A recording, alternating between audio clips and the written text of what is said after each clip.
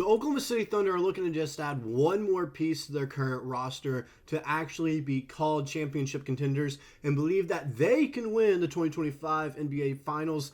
But there's a player that just got added onto the trade market from the Milwaukee Bucks that I think is the perfect fit for the Thunder that could actually make us contenders and be the final missing piece for us to finally bring a ring back to Oklahoma City. And we're going to be talking about him today because there are also two players from this team that they put on the market. This Milwaukee Bucks, they put two players on the market just yesterday saying like, hey, we're going to shop him around now. One of them, I don't necessarily think he's a fit for the squad. I don't think we should trade for him, but we will talk about him in case, it's kind of a package deal where we have to get both of them or we can't get any of them at all. And so we'll talk about him as well, see what kind of player he is. But the player that I'm really interested in is a power forward, 6'10", and I think he's a good fit for us. I think he's perfectly encapsulates what we kind of do here in Oklahoma City for our style of offensive play.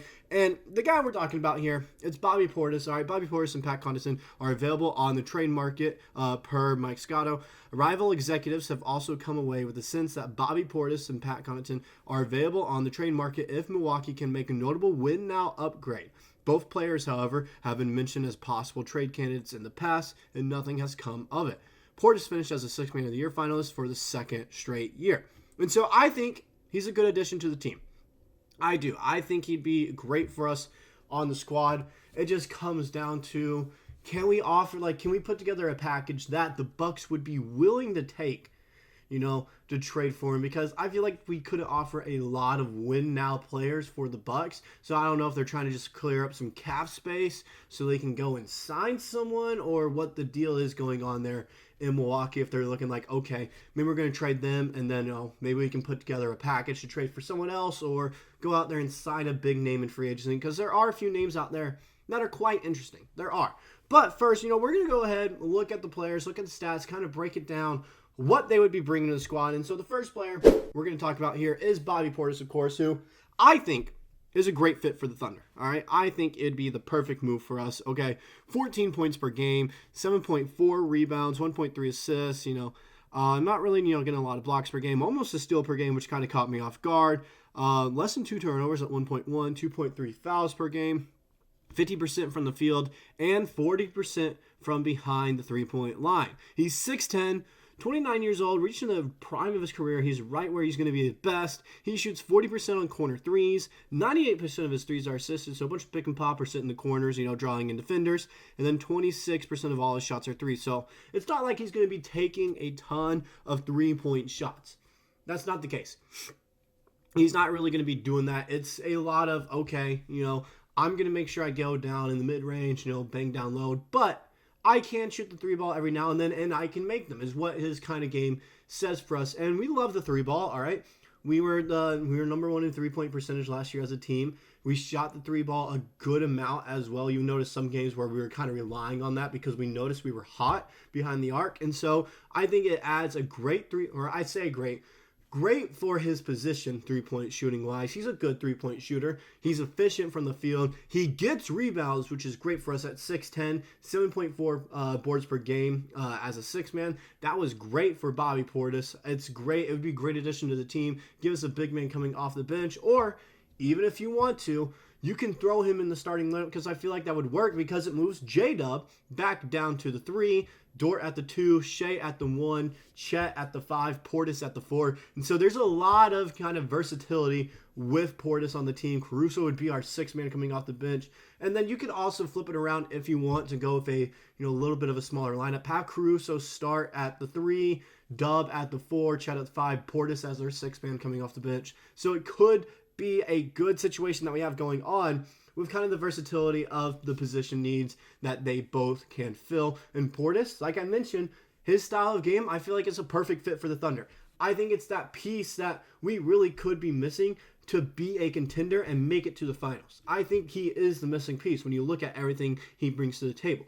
Now, the other guy on the list, Pat Connaughton. All right, I'm not really a fan. I don't see where he fits in with this Thunder squad at 5.6 points a game, 3 rebounds, 2 assists. Defensively, meh. He's mad defensively. 1.3 fouls per game. Less than a turnover a game, which is kind of nice. 43% from the field, 34% from behind the arc. 6'5", getting on the older side, 31, 31 and a half. He shoots 40% on corner threes, 96% of his threes are assisted, and 68% of all of his shots are three-pointers. So he's not horrible. He's not great, though. And so it's kind of like I don't see where he necessarily fits in with the squad is my problem. So I don't know if Milwaukee's going to try to package them both in a trade, and then, if we want Portis, we have to trade for Connaughton as well. I don't know if that's the situation going on, or if we could just straight up trade for Portis and not worry about Connaughton, and then he gets traded to another team. That's where, my kind of concern is with, this whole, them both being on the trade market. I don't know if they're trying to package them together, because I only want Portis. That's the only player I want. I don't really want Connaughton on the team. I don't see where he could actually fill in a spot and get good playing time and show out for us. Because when I look at him, he's a guy that can only get 8 to 10 minutes a game for us off the bench. All right, he's not one of our top 8 guys if he comes to the team. Whereas Portis, he'd be a top 6 guy for us on the team. He's either a 6-man or a starter for us. All right, just depends what kind of lineup we want to roll out there.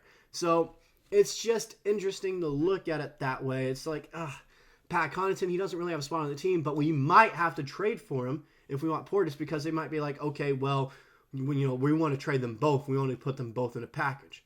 But if that's not the situation going on there, then I have some, I devised a little trade. Now, mine aren't always the best, all right?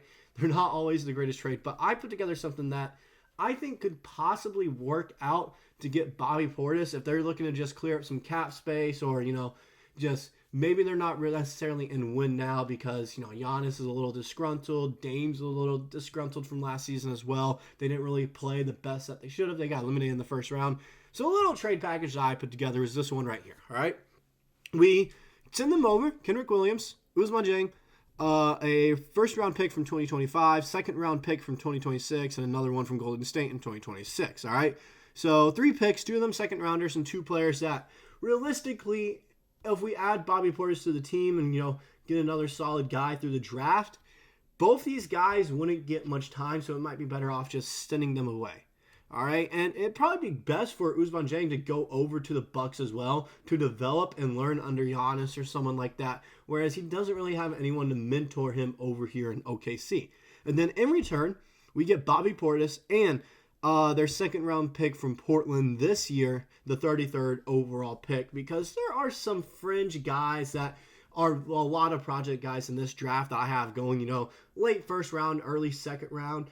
And so it's one of those things where okay, you can look at it and be like, yeah, go ahead, take him. We can work on him for 2 years. If it doesn't work out, we can just trade him or decline his team option there. So it's one of those things where I feel like if we do trade for Portis, this is a very realistic trade that we could see, just because it gets rid of a guy who, even if we add Portis on the team and he stays with Kenrich Williams, he's not going to get time because Portis is going to get all of Williams' minutes. All right, Kenrich Williams' minutes are going to go to Portis.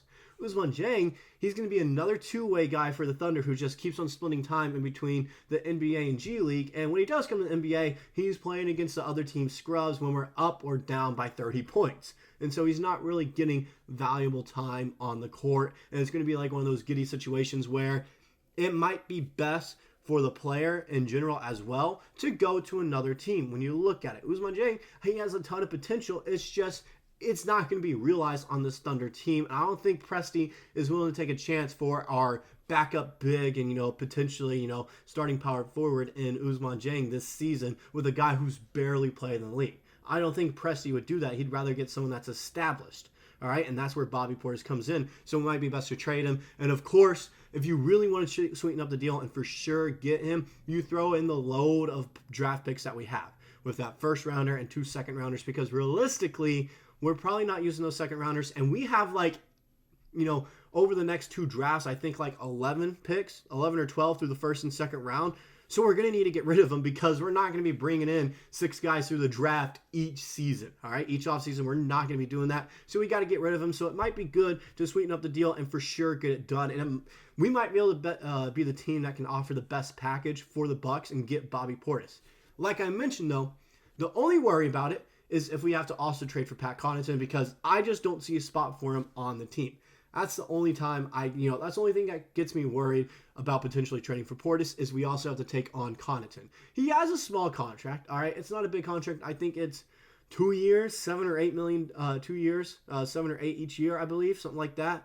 So it's not really a large contract. It expires right as soon as Dub and Chet become free agents and we can sign them to extensions. And so it's one of those things where like, and at the end of the day, it won't be end all be all. It's just, it wouldn't be ideal for us to take him because he'd just be taking up time on the bench. We could potentially trade him to another team during the middle of the season.